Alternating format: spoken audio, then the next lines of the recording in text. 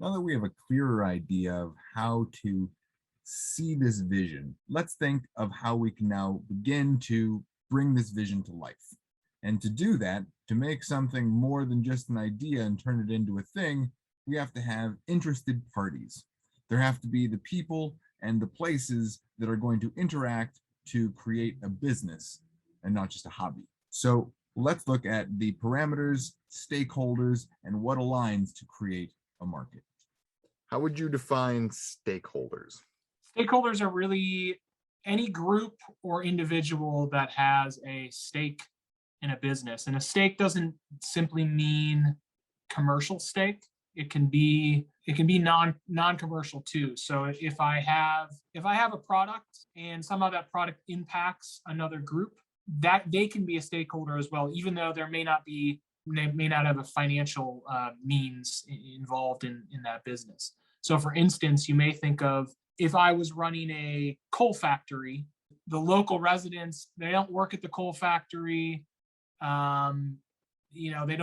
don't buy or sell coal, but emissions from that facility affect their health. Therefore, they would be stakeholders in that business, even though they're not directly involved. So stakeholders is really it can be customers, it can be investors, it's suppliers, it's really anybody through the value chain, as well as anybody that is affected by the externalities of that business.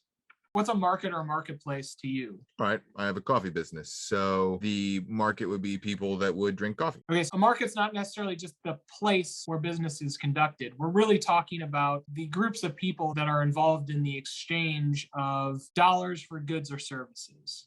Yes, there is the overarching market, people who drink coffee. Well, people in China drink coffee, but I don't necessarily have a way of making them a hot cup of coffee that I could bring over there. So that's not really an actionable market. The actionable market is who you can actually address, the addressable market, actually give a service to that they would actually give you money. It has to be possible. As you get more and more refined and you focus on a group that you personally can address, that becomes the addressable market. What addressable market is taking the possible of saying, hey, there are coffee drinkers, and saying, well, this is actually the group of those people that I personally can get in front of and present my solution to them. You are a coffee shop, for an instance, and you're in downtown Los Angeles. It still can get much more refined and should, but we're getting more from, well, people in Iceland are probably not, unless they're coming through downtown Los Angeles, they're not going to be able to get a cup of my coffee. That addressable market is the people who will actually pass through or come into contact with what you're doing. Right. So for me, I guess I took that same concept and continued to whittle or move it because, so for sake, there are a lot of coffee companies. So what would differentiate me? Okay, I could get into coffee catering. Coffee catering is now a different niche. Let's look within that niche. Well, then there's weddings, there's corporate, there's private parties, and then we can get into subsets of each of those. And what we're really finding is new and different types of addressable markets, because I might not get all of the corporate clients, but what makes my vision and what is unique about what I have done that I would target, and through which lens would I see my approachable market. And then that is how I am going to position myself so that I am the obvious choice for that very specific objective. If I could for a second just relate this concept of stakeholders and therefore addressable market, which is one of the stakeholders we're talking about, back to ideation thinking and the process of experimental thinking and kind of the stepwise piecemeal process. You just went through a process of saying, I have this market and let me refine that down into a quote unquote addressable market. And really, the more we refine that and the smaller and more niche we get, the more and more addressable that market can be. We can identify really one person on the street that we could walk up to and be like, you're my addressable market right this minute. Let me see if I can sell my thing to you. When we think about experimental thinking, the ability to run experiments, the more focused we can get on who's the person we're going to run this experiment on, the easier it is to find them and actually run our experiment. If we have too broad of a market, running an experiment that actually gives us back feedback on, was that the right person to talk to or wasn't it? If you have too broad of a person you're going after, you don't really get any informed information. So when we're thinking about running these small experiments, being able to really narrow down and know this is the exact specific addressable market and the exact specific attributes I'm looking to test, if we've got something very specific, we can really attack it very easily and very aggressive. And that's how you kind of get those small little steps that build on top of each other.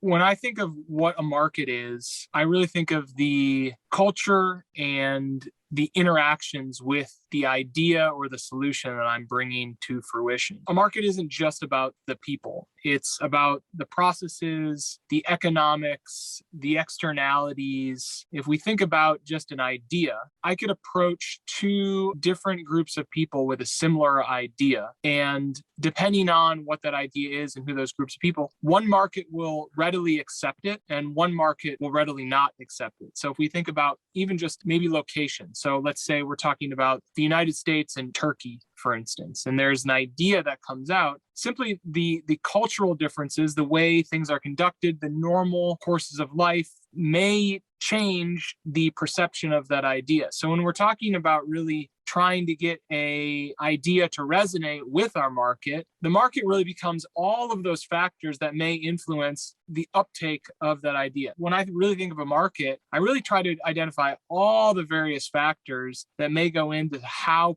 people may perceive what I'm talking about. And then when you kind of put those on a piece of paper, that becomes really the market definition for what you're going after. There are a few different market structures that exist, and understanding what type of market structure your business has or your idea may operate in is important when you think about how to design experiments to test those market parameters. Kind of the simple terminology on these is one-sided markets, two-sided markets, and many-sided markets. One-sided markets are things where it's a real simple transaction. I have shoes, you want shoes, I sell you shoes directly. Two-sided markets are a market where there's an intermediary. So think of something like a credit card company, where I have a credit card as a consumer. I go to a store and I pay for something with that credit card. And then the store receives money from that credit card company. And then the credit card company settles with me, the consumer, at a later date. The credit card company is acting as an intermediary in that transaction flow between you and the store to ease the transaction and make it happen faster. That's a two-sided market. As you can probably guess, a many-sided market is taking the idea of a two-sided market and adding a third or a fourth beneficiary or stakeholder, still having that intermediary. It's important to realize that a many-sided market can always be broken down in structure into really a simplistic single-sided market. So even if you have multiple parties involved in a transaction flow, you can always go out and test and say, okay, can I test this one transaction in a single-sided market flow? And oftentimes when you're thinking about how to design an experiment for a many-sided market, that's really the easiest way to approach it, rather than having to have all parties involved at one time.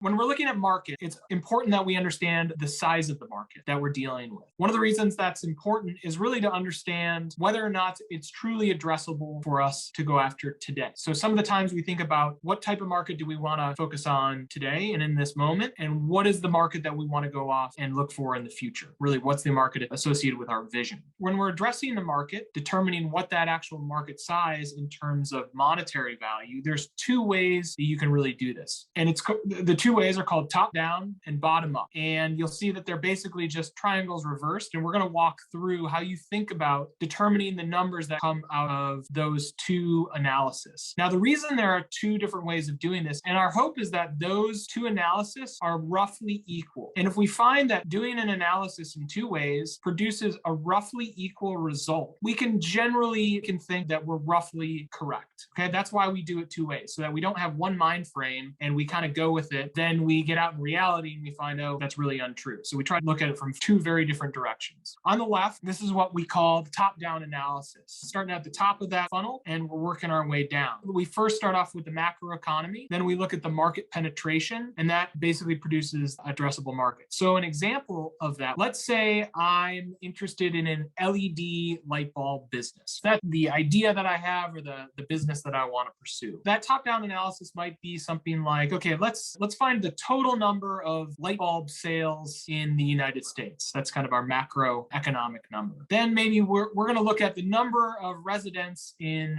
dense cities. And that's going to be kind of our market penetration. That's who we think is actually going to buy this product. And then maybe we look at a number like what's the percentage of light bulb sales that are actually LED versus incandescent. That's a further narrowing down of the market. We multiply those numbers together and boom, out pops what we believe our addressable market is, that which is the total number of people in dense cities that are likely to buy LED light bulbs. Then we're going to take a look at the bottom-up approach. What we're going to do there is we're going to start at the bottom of the triangle and work our way up. We're going to look at first, what are the company or market specifics? Maybe like what are our costs? What are people willing to pay? Then again, we're going to look at some market fundamentals, and then that'll produce our addressable market at the top. For our LED light bulb business, we may be looking at what's the price a customer is willing to pay for an LED light bulb. Kind of our market specifics. Next, the market fundamentals, we say, what is the number of reachable customers in a specific city? So maybe we pick San Francisco and determine what is the number of possible reachable customers in the city. And then the last, we'll take a look at what is the number of target markets that we think that we could sell this product into. We multiply those numbers together, and again, out pops a rough addressable market. Then we equate those two numbers and we say, hey, is the way we looked at it from this approach similar to the way we look at it from this approach? And if they're roughly equal, we can say, okay, we have a justified market size.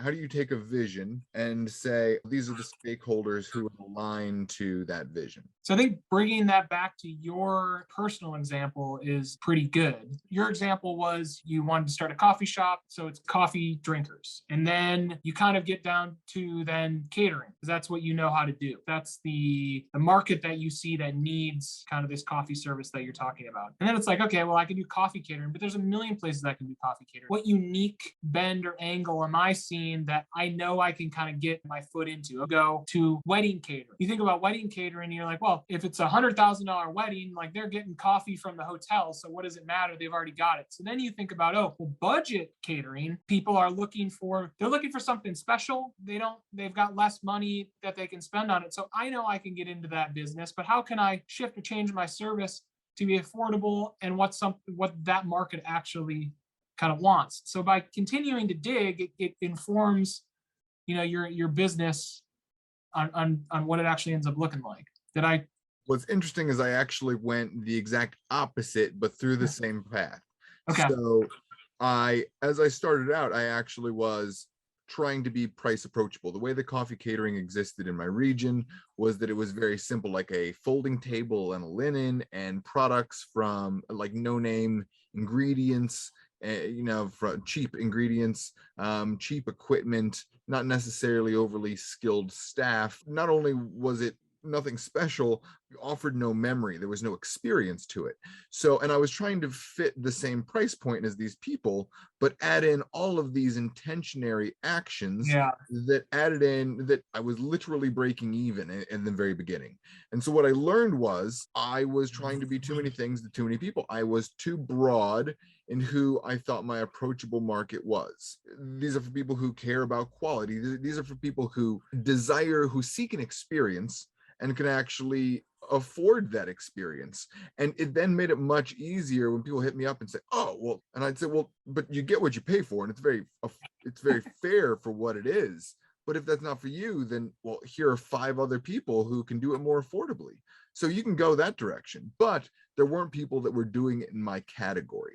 So I had found a way to target more specifically and find a customer by pivoting away from finding that blue ocean and going after something that was more specific to my truth and my vision, but wasn't necessarily right for everyone. And the more I was able to get niche, the more defined it became, and the more clear it was of how to follow through with my vision and action. To define our target market, what we do is we go through a process of really identifying our core customer. And if we think about customer distribution, if we think about customer traits, so there might be industry, segment, demographic, there could all be all these traits that encompass what our customer looks like. And then we've got our number of customers. So On the graph that you'll see, number of customers is on the y-axis, demographics and those traits are on the x-axis. And what we basically find is that customers generally follow a normal curve. And what that means is most of the customers are in the center, and as you get further out into the extremes, less customers.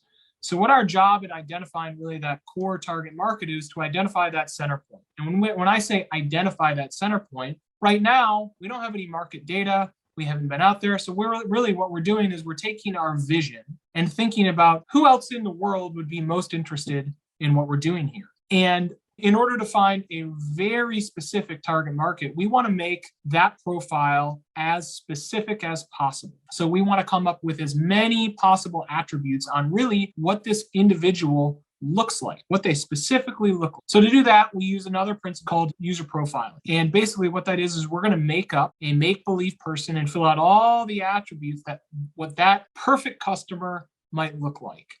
And from that, we expand out just a little bit. And by expanding out just a little bit, we hit roughly 80% of the people that might buy our product. So we start with that core customer, we expand out a little bit, say, not everybody's going to be perfect, but some people will be right in that ballpark. And that's how we define our target market. So to determine our core customer, we use a concept called user profiling. And really what that is basically creating an artificial resume of what that specific core customer would look like. There are things in that profile that look like demographic, maybe age, maybe where the person lives, some background information, maybe some behavioral traits. Are they passionate, energetic, types of brands that they may like, schooling, maybe some of their goals in life, where they hang out, how they might interact with your product, some pain points they might experience. And basically we want to build a physical profile. You actually want to type this out and actually add a picture and a name to that resume. And what that does is it centers us. So when we talk about, if we maybe have a sales channel that we're thinking about going down, we can talk about how Jane may interact with our product in the actual world. So for an example, we have a customer that we work with right now. It's a water treatment company, and they sell filters and filter housings for water systems to their customers. And they have 2 user profiles, and their personas are DIY Dan and White Glove Wilma. And so as just from the names alone, what you can probably imagine that just pops into head is DIY Dan is obviously somebody that's into DIY projects. He's going to install this thing on his own. He's basically done all the research. He's going to come on the website, buy it, get it delivered, and installed himself. Whereas White Glove Wilma is not going to do that. She's actually going to be calling up a local plumber, actually come to her house and install this, and probably is looking to them to provide some expertise on actually what system she needs to purchase. So just based on those 2 names alone, we end up with a very good idea of what is the center point of what we're trying to hit. Those are fantastic examples, and they are very easy to define in the mind. And I can push back on it a little bit in sense that from a business standpoint, that you want to have a clearly defined, obvious customer. You need to know where you're going. But if you're just at the ideation process, it can be kind of hard to really know. Adding in that photo, and I mean, again, fantastic idea, not a negative at all. But in the idea portion, overhumanizing, we want to be very specific, but we're not putting our be all end all into this. This is an iterative test to see if there is a market. So to your idea, if we say plumbing equipment costs for sake of idea, everything is $150,000 plus, DIY Dan might be less likely to buy or have the extraneous money to buy very expensive items. So early on, we might be able to see, there's not a huge market there. Okay, this might not be my best choice. Okay, let me now take step 2. Let me try White Glove Wilma. White Glove Wilma is willing to pay for that ease. So that means she has the disposable income. She's a more target customer. Now we can get more defined with saying how many White Glove Wilmas could there potentially be. And so then we build on our iterative idea. It's meant to be churning, but unquestioningly, it is also about specificity of knowing things that you can calibrate against. The process here, remember, these are all variables in an experiment. And so what the more defined or the more specific we can get, maybe the better experiment we can run. But it's about like coming up with an idea, a concept. We think this is right, and feeding that into the experiment that we're running, and then we refine. fine. So if I've got a business that's been around for 5 years, my user persona is necessarily going to be far more specific and more accurate than if I'm really in the conception phase. But that doesn't mean in both phases, the principle in how you think about it works. So, even if you're in that real early stage, yeah, you don't know all the specifics, but the more thought you can put into it, the better on is it going to lead me down a path where at least I can say, hey, this isn't the right user profile that I should be looking at. That's a great outcome from running your experiment. I want to talk about using the user profile. Now, this is a very useful thing, but it's a little bit two-dimensional. We have a sense for who this person is, but you know them like somebody you might see in a grocery store. It's not somebody you can really know how to interact with. You don't know how to adjust around them. You don't truly understand them. You can visualize them with a sense of what they might do. So we want to take that a step deeper. And when we think about it from an acting sense, this is called building a character, or like assessing a character. And what we're really doing is we're thinking about the actual why. So on the previous user profile example, you could see that she was energetic. Why?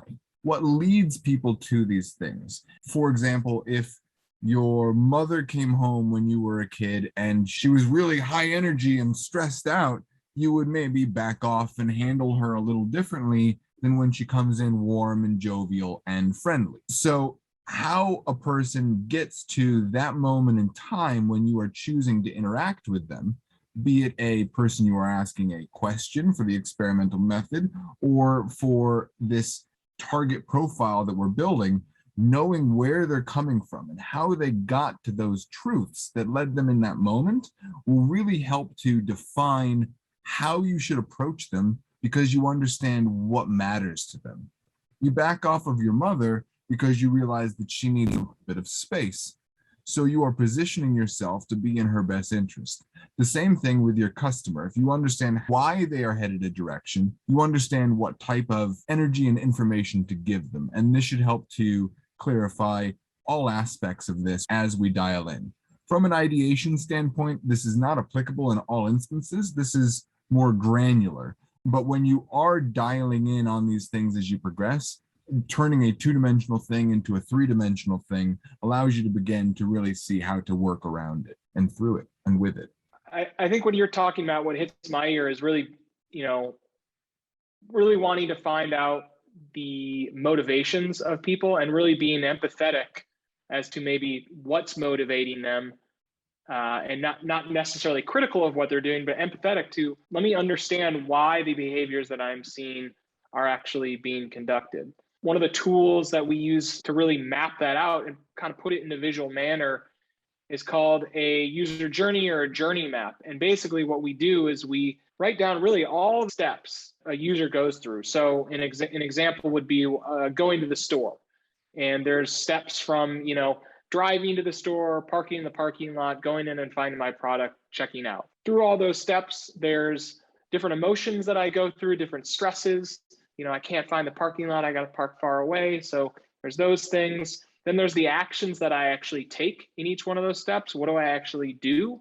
And then there's really the conclusions that fall out the bottom of why is somebody doing this? What are they feeling? What are they going through that really drive these behaviors into reality? What I like about this too is it's kind of like, we see this in other industries as well. When you're looking at heat maps on a website, you can see how they progress visually through your site and the emotional journey you want them to take, or you expect that they would be taking based on your target customer. That will change in effect. Do the same thing in coffee. When I design a cafe, I think very much about the movement of that person and what their journey flow is and how that affects everything. Is it overlapping? Are they having to pass people? What are they touching by? How many steps are they having to take? All of these little things are depicting the flow of the world that they're going through. And this helps us to align if our hypothesis is correct. I think a person should stand here and that the pastries should be right here and the register should be here. Well, hypothesis, let's heat map it. You do, and you find out. One of the reasons this differentiation between users and customers is important is when we think about vision and we know where we're going to go. And with the experimental thinking approach, we zoom back to saying, what is our next step? If your next step is to go out and find users, and there is no ability to gain revenue from those users in the incremental steps, you need to, it forces you to approach your business and your experimentation differently than if you're thinking about, okay, well, how can I pull $1 out of the first person I pursue? So, understanding which group you're going after and then thinking about how do I design an experiment around figuring out what I want to figure out for that specific stakeholder is really important, because it guides your business into the future of saying, okay, if what we're doing is focusing on users right now, I'm going to forego thinking about revenue. So I don't need to run experiments to do that until I'm way off in the future. Versus if I don't have venture capital backing and it's important that I start making money immediately, my first experiment needs to be, do I have something that people are willing to pay for? Mhm.